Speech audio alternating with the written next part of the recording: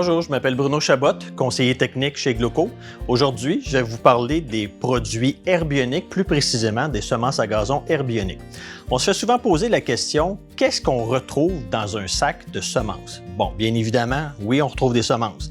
Mais ce qui est important de savoir, c'est qu'on retrouve plusieurs espèces de semences. Qu'est-ce que ça veut dire? Eh bien, on retrouve trois grandes espèces qui sont très importantes. On va avoir le premier qui se trouve à être de l'ivraie vivace, qu'on va appeler plus communément dans un langage de l'horticulture du raygrass.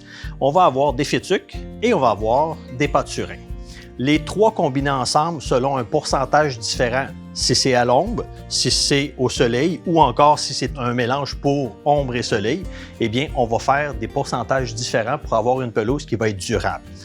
Bien évidemment, dans les mélanges de semences à gazon herbionique, eh bien, on va miser pour avoir un produit de très haute qualité, c'est-à-dire qu'on va inclure à l'intérieur des sacs uniquement des cultivars. OK, c'est quoi des cultivars plus précisément? On va faire ça d'une façon imagée, mais très simple.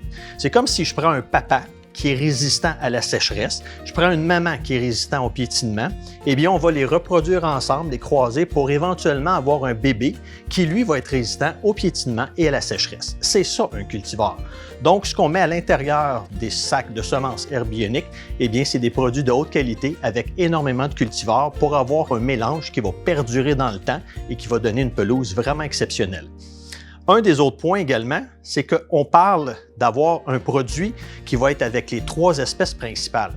Mais si on regarde les trois espèces principales, c'est quoi qui les différencie plus précisément? Eh bien là, on va parler de la première que j'ai nommée tantôt qui se trouve à être l'ivraie vivace, le fameux raygrass. Eh bien le raygrass est une semence qui va germer rapidement.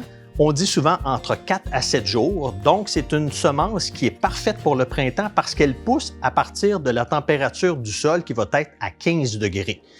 La deuxième se trouve à être la fétuque. La fétuque, elle va avoir la particularité de germer et de pousser lorsque le sol va atteindre aux alentours de 18 degrés. Il va prendre à peu près 13 à 15 jours à germer. Et la troisième, ça va être le pâturin. Lui, le pâturin est un petit peu plus lent, donc il va prendre environ entre 21 à 28 jours à germer. Par contre, celui-ci prend un sol qui va être aux alentours de 20 degrés Celsius.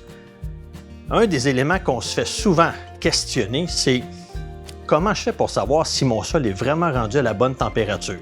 Un petit truc qu'on peut donner et qui est très simple, souvent au printemps, on a des belles journées chaudes qui peuvent faire 21, 22, 23, 28 degrés. Puis qu'on pense que la semence qu'on va mettre va pousser rapidement, mais que le sol n'est pas encore rendu à la bonne température, c'est-à-dire plus de 15 degrés, eh bien, le petit truc que je vous parlais, c'est simple, on va ôter nos chaussures, on va ôter nos bas et on va aller marcher dans l'herbe. Honnêtement, même si ça fait quelques jours que la température est en haut de 20 degrés, possiblement que les nuits sont très fraîches au printemps, ce qui va faire que votre sol va vous le dire qu'il n'est pas rendu à 15 degrés et qu'on va souvent dire « ouais, c'est vraiment pas chaud », peut-être même à dire possiblement que c'est même fret pour les pieds. Eh bien, ça va vous donner un indice pour savoir que le sol n'est pas rendu à 15 degrés. Mais là, est-ce que ça veut dire que les semences vont mourir? Eh bien non. Les semences vont juste attendre la bonne température pour germer. Donc, quand le sol va être rendu à 15 degrés, possiblement que là, toutes les semences vont se mettre à pousser selon leur degré, qui se trouve à être des raygrass, des fétuques ou encore des pâturins, et ils vont prendre la place pour établir et avoir une belle pelouse qui va durer des années et des années.